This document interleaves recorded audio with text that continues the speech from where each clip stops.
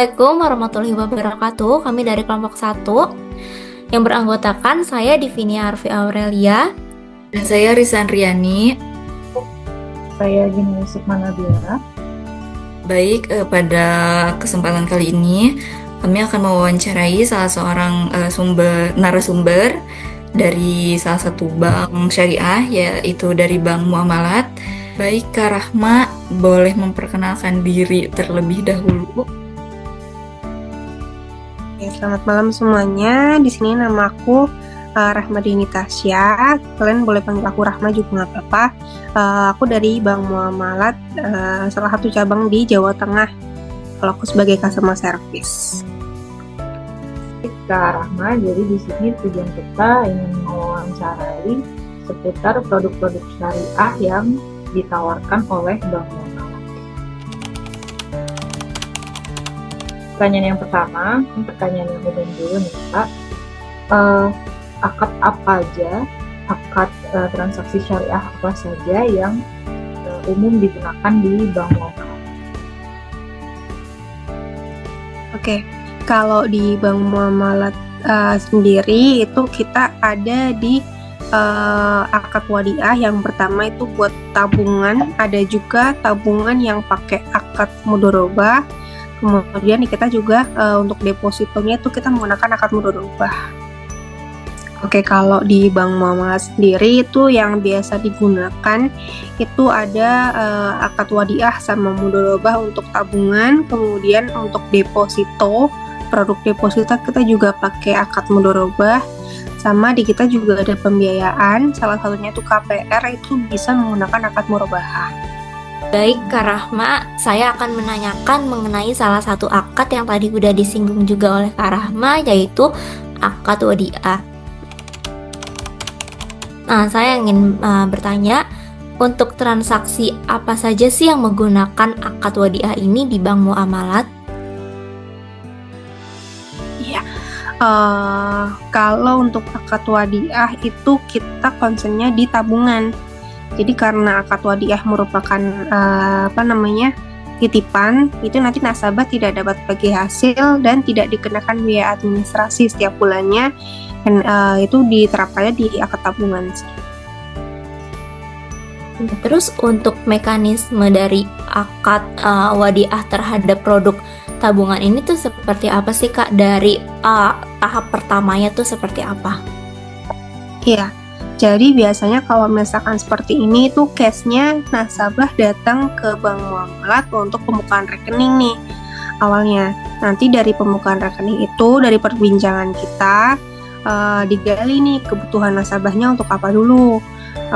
Nanti dari kita itu ditawarin dulu untuk akad tabungan, kan ada dua nih, ada yang mudharabah sama wadiah. Nanti memang kita akan jelaskan untuk akad yang wadiah itu tadi sama, tidak dapat bagi hasil dan tidak ada biaya administrasi setiap bulannya, karena itu merupakan dana titipan. Kemudian kalau misalkan yang tabungan yang menggunakan akad mudharabah itu nanti dikenakan biaya administrasi, tapi nasabah juga nanti dapat bagi hasil karena menggunakan akad mudharabah. Berarti kalau yang akad wadiah ini emang pure nasabah menitipkannya, jadi tidak mendapatkan bagi hasil ataupun yang lainnya, gitu ya? Iya, betul. Gitu. Saya mau nanya lagi nih Kak Rahma, tadi kan disebutkan itu kalau akad wadiah nggak ada sistem bagi hasil ya. Nah, itu untuk keuntungan si bank muamalatnya sendiri itu bagaimana tuh Kak? Ya, jadi kalau untuk tadi pakai akad wadiah karena kan itu dari titipan. Jadi untuk uang nasabah pun kita nggak akan kelola kalau misalkan uangnya segitu-segitu aja. Kemudian kalau misalkan untuk tabungan kan pastinya kita ada kartu ATM ya. Nah, keuntungan nasabah itu kita ambil dari situ. Nanti untuk akad yang ada di tabungan itu melekat juga dengan akad ijaroh. Jadi untuk ibaratnya maintenance untuk ATM-nya kayak gitu. Nanti di situ dikenakan biaya dari penggunaan kartu ATM yang ada di Bank Muamalat. Berarti kalau untuk biaya pengenaannya itu tuh untuk apakah ada kayak Apa ya, biasanya kan ada kelas-kelasnya tuh ya. Itu apakah dibagi rata semuanya atau gimana? Enggak. Jadi kalau untuk kartu ATM di kita tuh ada beberapa. Ada yang GPN atau itu yang dari Bank Indonesia, itu yang hanya bisa digunakan di dalam negeri. Kemudian ada yang namanya klasik, kemudian ada yang namanya ihrom. Nah, untuk yang klasik sama yang ihrom ini dia dapat fitur visa. Itu nanti bisa digunakan di luar negeri. Kalau untuk pengenaan biaya administrasi itu tergantung klasifikasi kartu ATM-nya. Kalau misalkan untuk yang kartu ATM GPN, kartu ATM klasik itu biasanya di 2.500, kalau misalkan yang ihrom yang pakai visa itu di 5.000. Dan ada juga nih, kita ada yang namanya kartu ATM prioritas. Jadi itu hanya dimiliki oleh nasabah-nasabah prioritas yang ada di kita. Itu biayanya juga sama di Rp5.000. Baik Kak Rahma, di sini saya akan melanjutkan pertanyaan dari Aurel. Tadi kan produk tabungan tuh menggunakan wadiah ya. Selain menggunakan wadiah juga tadi kan ada disinggung ya menggunakan akad mudorobah.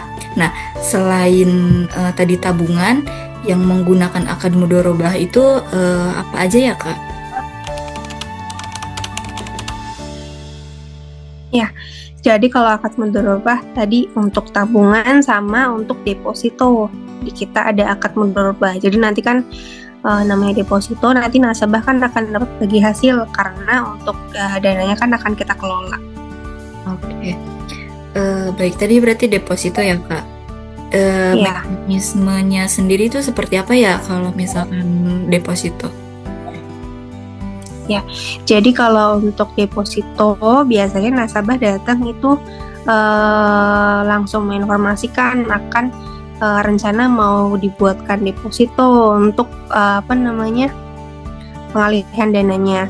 Nah, nanti di situ kita akan sebutkan nih, karena kan untuk deposito yang ada di bank syariah itu untuk perhitungan bagi hasilnya sangat berbeda dengan yang ada di bank konvensional. Nah, akad mudorobah ini sebagai peliput ibaratnya di deposito itu. Jadi untuk itu aja. Baik Kak, berarti itu kan tadi ada perhitungan bagi hasil juga ya. Biasanya perhitungan bagi hasil antara nasabah dan bank muamalatnya sendiri itu seperti apa? Apakah ada perhitungan khususnya atau gimana? Ya, jadi yang pertama itu ada yang namanya nisbah. Nisbah itu jadi presentasi bagi hasil yang didapatkan oleh nasabah dan bank. Di sini di kami tuh ada beberapa cara untuk pembuatan deposito.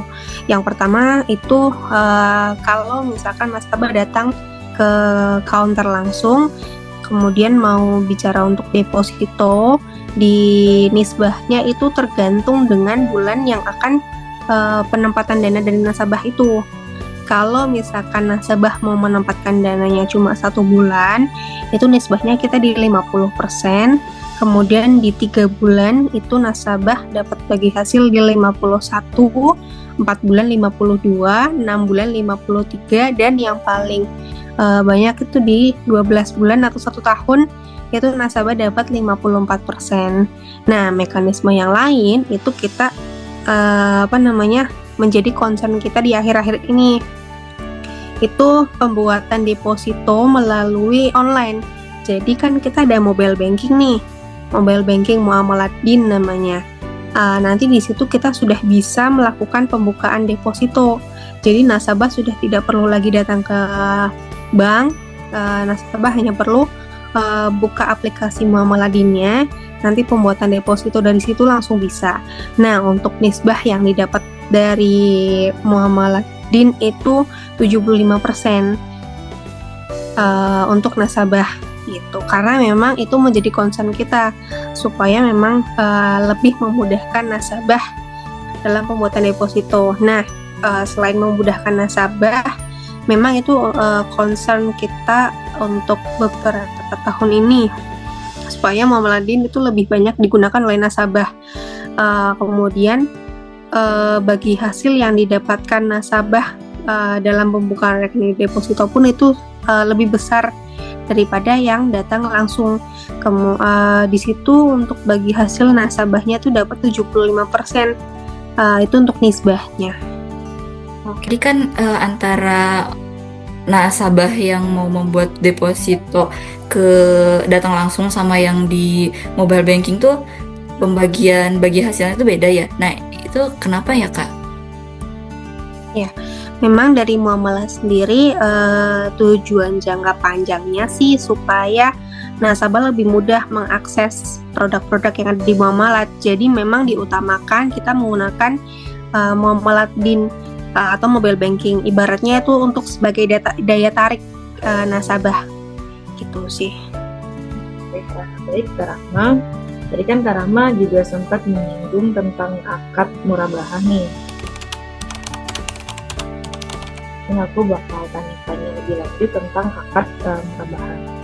Nah, kalau di bank muamalat ini biasanya transaksi apa aja sih Kak yang menggunakan akad murabahah? Kalau di bank muamalat untuk akad murabahah itu biasanya untuk pembiayaan atau KPR.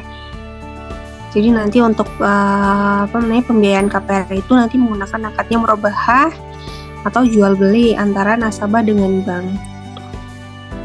Kalau untuk KPR sendiri di bank muamalat ini mekanismenya seperti apa sih Kak dari tahap pengajuan sampai pembayaran? Jadi untuk akad murabahah yang ada di muamalat itu biasanya kita pakai KPR. Nah untuk KPR ini mekanismenya biasanya nasabah datang ke muamalat atau misalkan janjian dengan marketing pembiayaan yang ada di muamalat. Kemudian dari situ nanti dari marketing atau dari tim kita itu akan survei ke tempat yang akan menjadi jual belinya. Nah gunanya survei itu untuk melihat apakah plafon yang diajukan oleh nasabah itu sesuai dengan harga rumah tersebut. Kemudian setelah dari itu kalau memang sudah nanti ada yang namanya pengecekan BI checking atau SLAC itu untuk mengecek nih untuk nasabahnya kemampuan bayarnya itu seperti apa, atau mungkin ada daftar hitam misalkan kayak nasabah sudah ada record nih kalau misalkan di pembiayaan di bank lain atau pembiayaan sebelumnya itu nasabah susah bayar. Setelah dari itu kalau memang nasabah lolos BI checkingnya atau BI checkingnya itu bagus, biasanya akan diajukan prosesnya. Nah untuk prosesnya ini kita ada akad dulu.